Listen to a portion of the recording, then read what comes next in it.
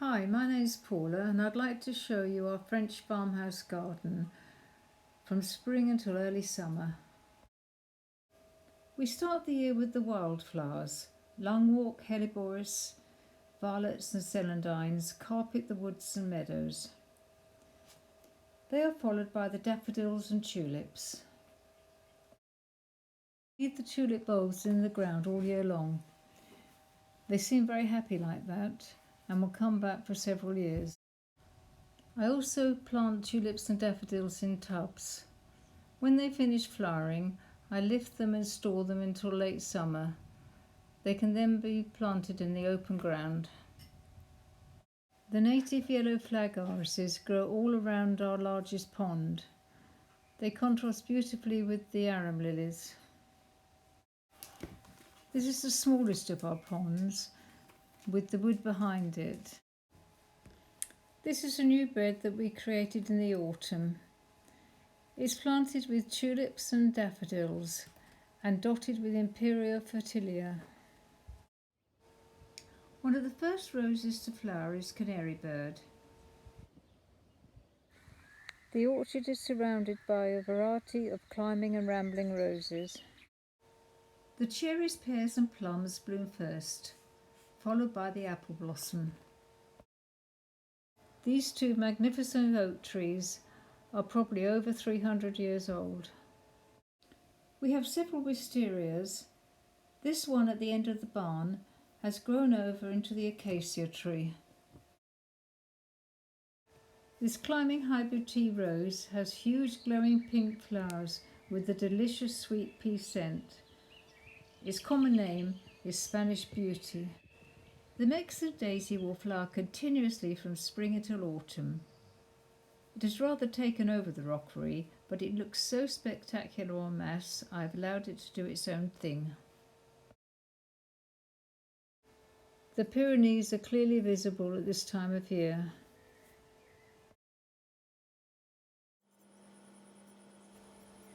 Here are a family of blue tits enjoying the fat balls that we put out for them. In our front pond we have a variety of blue irises, and as you can hear, a lot of frogs.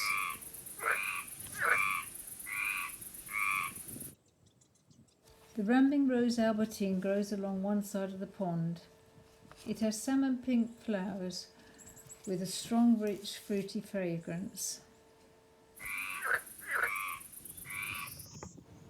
This is a view from our bedroom window. The blue pickerel weed with its arrow-shaped leaves is starting to grow, as are a fresh crop of bulrushes.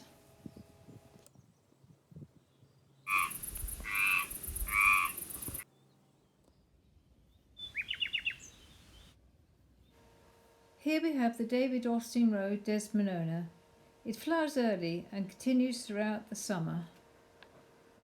The large purple-blue flowers of the Geranium Orion scramble through the Catmint Six Hills Jaunt.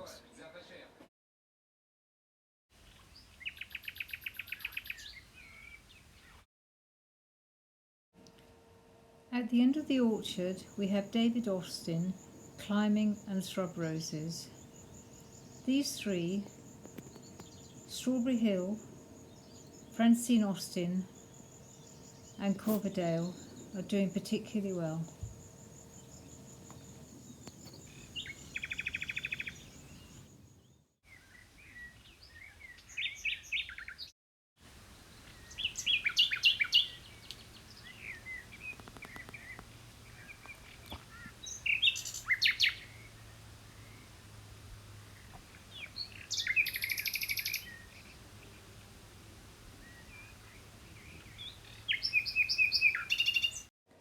Wood sorrel and foxgloves in front of the elderbush make a beautiful woodland scene.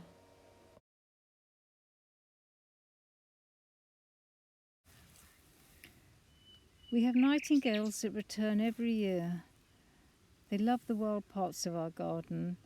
They're particularly happy in the bamboo.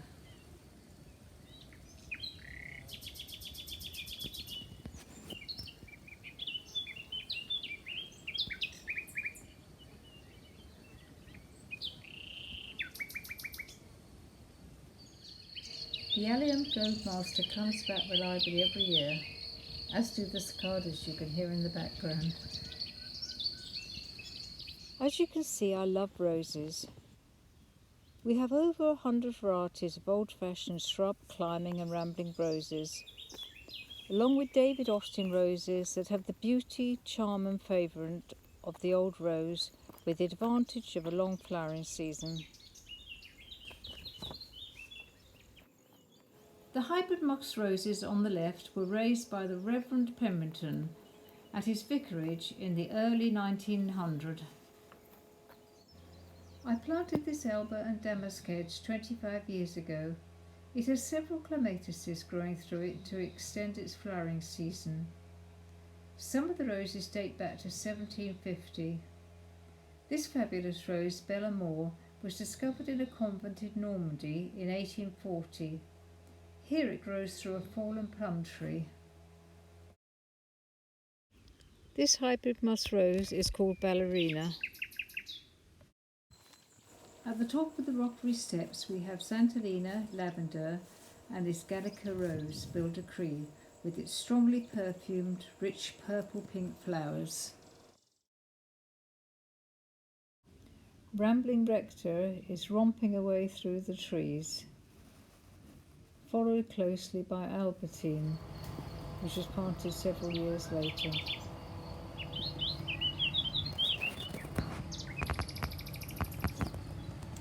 New Dawn growing against the house. It takes from cutting so easily. I have it all over the place now. The drive is bordered by the Catmint 6 Hills Giant that flowers all summer, behind are hybrid musk roses. This is Felicia. We also have Cornelia, Buff Beauty, Prosperity and Penelope.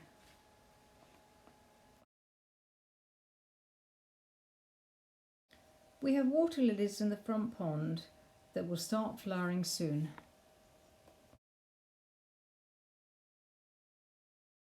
The hybrid musk roses flower on and off from spring until late autumn. This beautiful warm apricot bloom belongs to Buff Beauty. This rambling rose, Felicity Perpetual, was planted to grow through an old box bush. The box bush died, and this is the result. The well is very deep. It always has water at the bottom.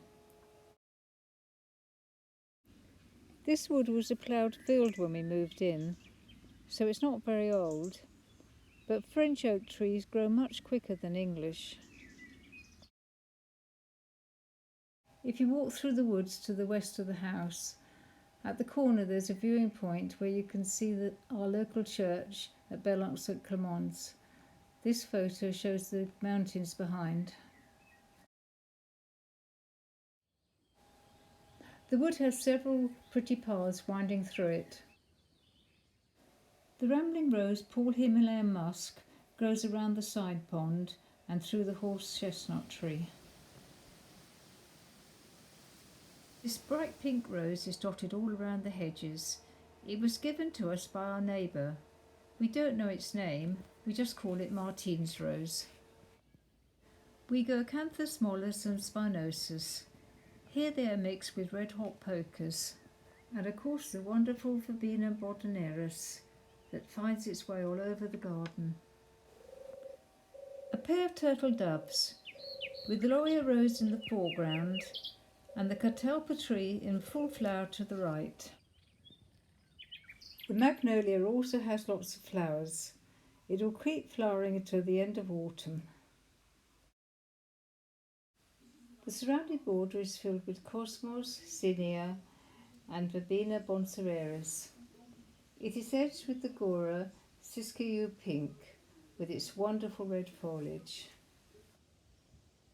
The lavender is now flowering. We grow Hidcote, Munstead French and this one English lavender. I plant them to tumble over the paths so their scent can be enjoyed when passing. They are buzzing with bees. These are bumblebees that also love the catmint. The thyme attracts the honeybees. Here's a hummingbird hawk moth. They love the lavender nectar.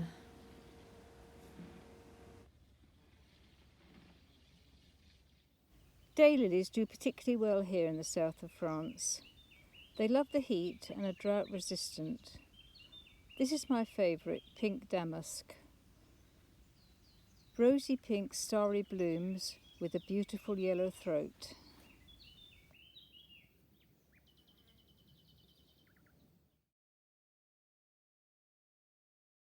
Mixed with the daylilies are lammergeiers, crocosbea, phlox, sage, glow thistles and penstemon. It is backed by hybrid musk roses with a New Zealand flax in each corner.